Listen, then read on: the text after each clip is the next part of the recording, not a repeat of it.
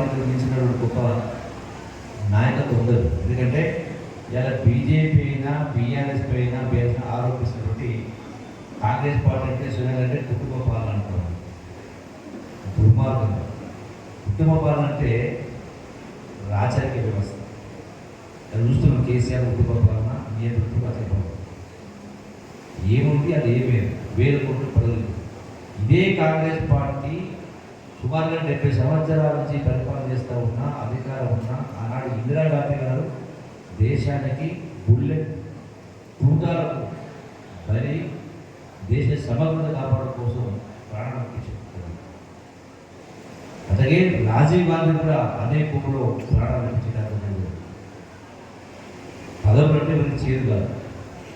ప్రధానమంత్రి పదవి అవకాశం వచ్చినా కూడా సోనియా గాంధీ గారు 2004 సంవత్సరంలో నాకు ప్రధానమంత్రి పదవి వద్దని అన్నాడు. మన్మోహన్ సింగ్ ప్రధానమంత్రి చేసి ఎవరు చేస్తారా దేశం ఈ ప్రపంచం ఎక్కడైనా? రెండవసారి 2009 సంవత్సరంలో కూడా రాహుల్ గాంధీ గారి ప్రధానమంత్రి పదవి అవకాశం వచ్చినా తిరస్కరించి నాకు పదవి ముఖ్యం కాదు, ప్రజలకు ముందుకుని పార్టీలో తిరుగుతూ దేశ ప్రజల అభ్యర్థుల కోసం కూర్చొని వ్యక్తి ఎవరైనా ప్రధానమంత్రి పదవి త్యాగం చేస్తారా? అంటే ఇటువంటి కుటుంబాన్ని పట్టుకొని.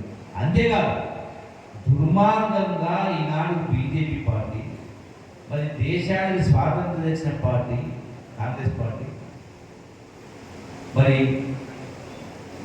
అధినాయకత్వం నెహ్రూ కుటుంబం, ఇందిరమ్మ కుటుంబం, మరి ఏది ఆశించకుండా నిరాడంబరంగా సేవించినటువంటి కుటుంబం చివరికి రాహుల్ గాంధీ గారు ఎంపీగా ఉన్న సందర్భంలో సభ్యత్వాన్ని రద్దు చేస్తే ఉండడానికి ఇల్లు లేకుండా ఆ క్వార్టర్ ఖాళీ చేసి తల్లిదండ్రులు ఉండాల్సిన తల్లి క్వార్టర్ కోసం పరిస్థితి వచ్చింది.